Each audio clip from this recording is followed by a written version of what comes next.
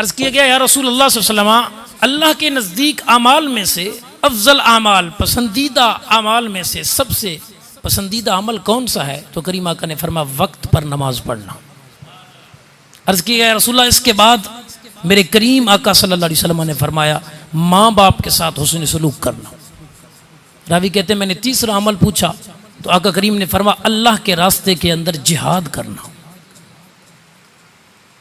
फरमाते मैंने चौथा अमल पूछा तो करीम आका सल्लल्लाहु अलैहि वसल्लम खामोश हो गए और मैंने ये गुमान किया कि मुझे नहीं पूछना चाहिए था। अब तवज्जो फरमाइए, नमाज के बाद वालिदैन के साथ हुस्न सलूक को शरीयत मुतहरा ने अफजल तरीन आमाल में से एक अमल गिना है और इस हदीस में इसके बाद जिहाद का दर्जा है। और बुखारी और मुस्लिम में है कि करीमा का सल्लल्लाहु की बारगाह में एक बंदा आया, अर्ज़ किया या रसूल अल्लाह सल्लल्लाहु अलैहि वसल्लम मैं जिहाद पे जाना चाहता हूँ, इजाज़त दीजिए। फरमाया वालिदैन हैं, एक हदीस के लफ्ज़ हैं कि उसने कहा मेरी वालदा बूढ़ी है, वो घर में है। फरमा घर जा। दूसरी मरतबा आया, तीसरी मरतबा आया, हर मरतबा इजाज़त तलब करता और करीमा का फरमाते घर जा।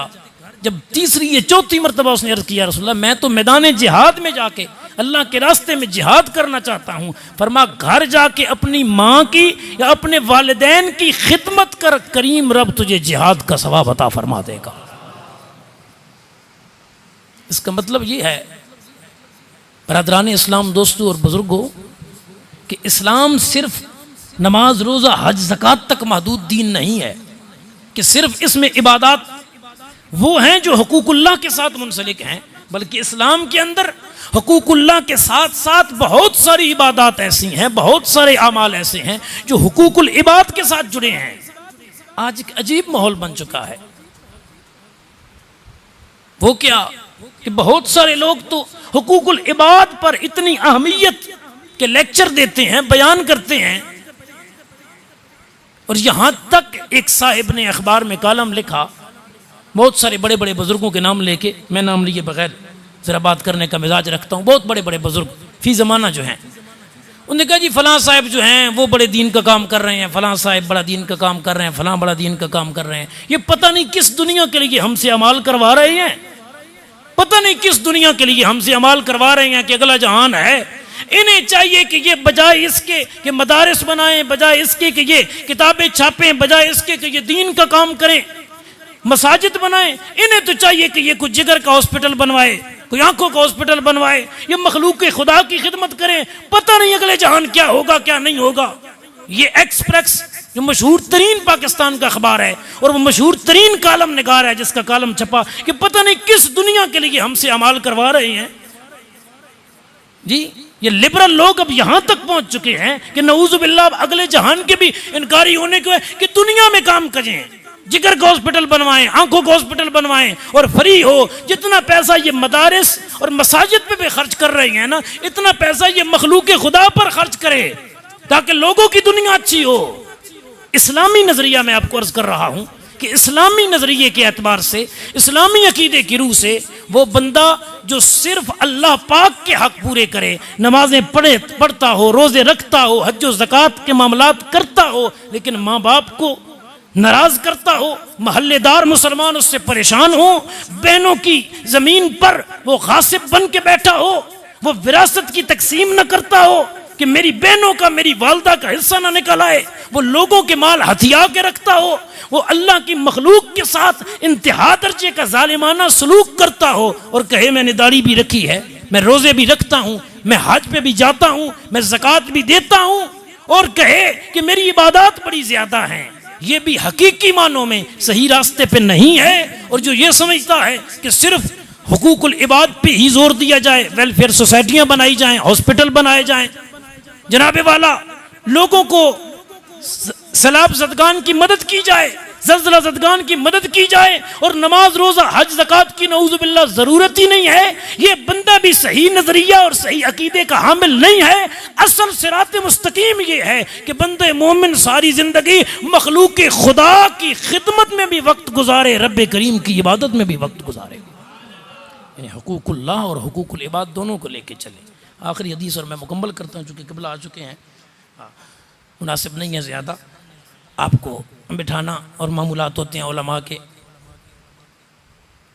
जिस तरह इंसान के वालिदैन का इंसान के साथ दुनिया में ताल्लुक़ है, हम उन्हें जूता, कपड़ा, मकान, खाने की चीज़ें मुहैया करते हैं, इसी तरह इस्लामी अक़ीदे के रूह से इंसान के वालिदैन का इंसान के साथ ताल्लुक़ विसाल के बाद भी रहता है।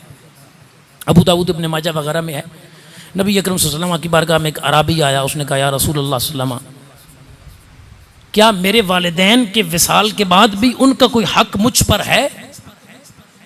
कि दुनिया में तो जो कुछ मैं कर सकता था वो किया, क्या उनके विसाल के बाद भी कोई उनका हक मुझ पर है? तो आपके और मेरे करीम आका सल्लल्लाहु अलैहि वसल्लम ने फरमाया, तेरे वालिदैन के तुझ पर 4 हुकूक हैं उनके विसाल के बाद।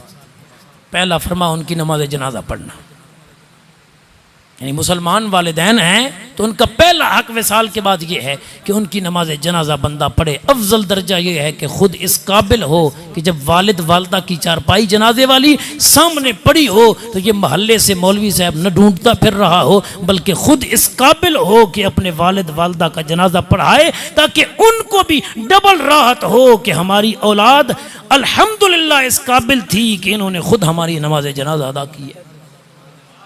जी, बहुत सारे लोग हमारे पास आते हैं। एक टुकड़े दिन मेरे पास बंदा है, वो मुझे कहने लगा, सर्दी का मौसम था उस वक़्त सरगोदा में, कहने लगा मैं 50 मस्जिदों से होके आया हूँ, कोई एक मौलवी साहब भी गुस्ल देने के लिए नहीं आ रहा है। मैंने कहा फौत कौन हुआ है? कहने लगा मेरा चाचू। दूसरा कहने लगा मेरा वालिद। 2 नौजवान थे मोटरसाइकिल पे। मैंने कहा तो आपके ख़ानदान में कोई गुस्ल नहीं दे सकता? कहता बस जी वो, मैंने कहा मैं आपको किताब देता हूँ, साथ बंदा भेजता हूँ, गुस्ल आप देंगे वो बताएगा। नहीं जी, असल में वो ये है कि कभी दिया नहीं। तो इसका मतलब ये है कि हम ज़िंदगी में जिनसे इतनी मोहब्बत और प्यार करते हैं उनके विसाल के बाद फिर नऊज़ु बिल्लाह उनको ऐसे समझने लग जाते हैं कि अब इनको गुस्ल देना को बुरा काम है। जी, मैयत के करीब नहीं जाने देते अपनी औलादों को।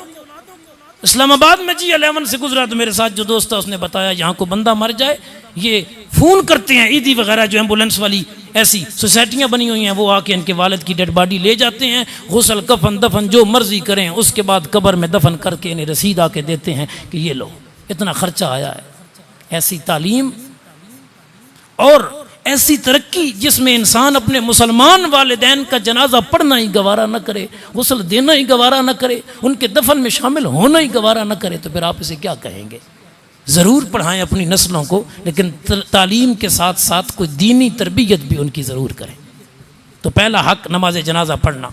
दूसरा करीम आका ने फरमाया उनके लिए इस्तिग़फ़ार करना, और इसकी हद नहीं है, किबला मौजूद है कि 1 दिन 2 दिन 4 दिन 40वां सालाना ख़त्म, ये सारी ज़िंदगी है। रब्बना ग़फ़िरली वली वालिदैया वलिल मुअमिनीन यौम यक़ूमुल हिसाब, ये दुआएं सारी ज़िंदगी हैं। तीसरा हक फरमाया तुमने उनके वादों को पूरा करना है, जो वादे उन्होंने किए थे, चाहे वो दीनी वादा किसी के साथ किया, चाहे वो दुनियावी।